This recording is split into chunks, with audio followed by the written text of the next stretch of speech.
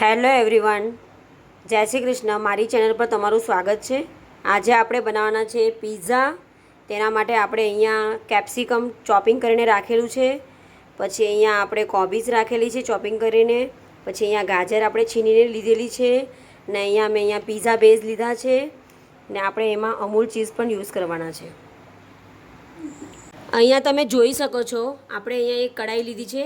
કઢાઈમાં આપણે તેલ ગરમ કરવા મૂકી દીધું છે. હવે આપણે એમાં કેપ્સિકમ ઉમેરવાના છે ને બધા શાકભાજી આપણે થોડાક જ શેલો ફ્રાય કરવાના છે. અહીંયા તમે જોઈ શકો છો, ઓલમોસ્ટ આપણા કેપ્સિકમ હવે અહીંયા ફ્રાય થઈ ગયા છે થોડા. હવે આપણે એમાં કેબેજ એડ કરીશું ને સાથે આપણે અહીંયા ગાજર પણ એડ કરવાના છે. ગાજરને પણ થોડીક વાર ફ્રાય થવા દઈશું. અહીંયા તમે જોઈ શકો છો, પિઝા બનાવવા માટે આપણે જે પિઝા બેઝ લીધો છે, હવે એની ઉપર આપણે અહીંયા બટર લગાવવાના છે. એવી રીતના તમારે અહીંયા પિઝા બેઝની ઉપર બટરને લગાવવાનું છે. આવી રીતના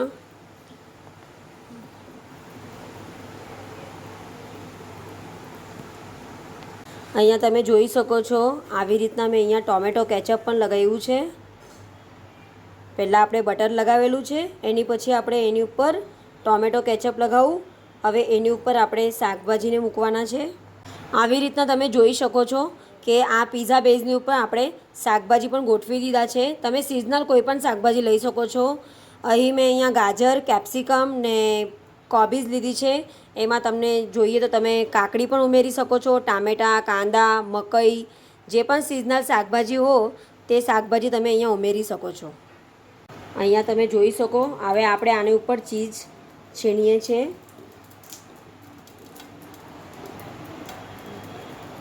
આવી રીતના ચીઝ છીનીને રેડી કરી દેવાનું છે.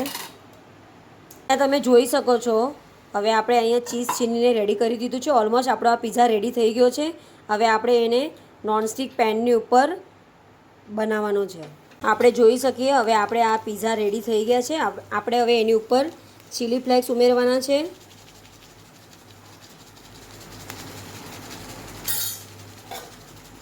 આ ચીલી ફ્લેક્સ ઓલમોસ્ટ ઉમેરી દીધું છે. હવે એની ઉપર આપણે ઓરેગનો પણ ઉમેરવાના છે.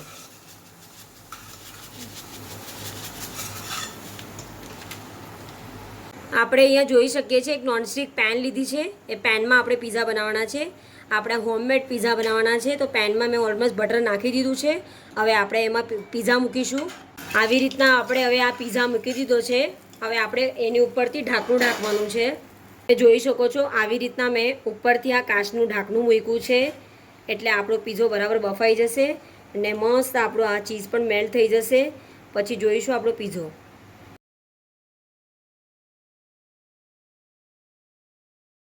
આપણે અહીંયા જોઈ શકીએ છીએ, આપણે ઓલમોસ્ટ અહીંયા પિઝા રેડી થઈ ગયો છે. હવે આપણે એને કાઢી લેવાના છે. આપણે જોઈ શકીએ છીએ, ઓલમોસ્ટ આપણો આ પિઝા રેડી થઈ ગયો છે.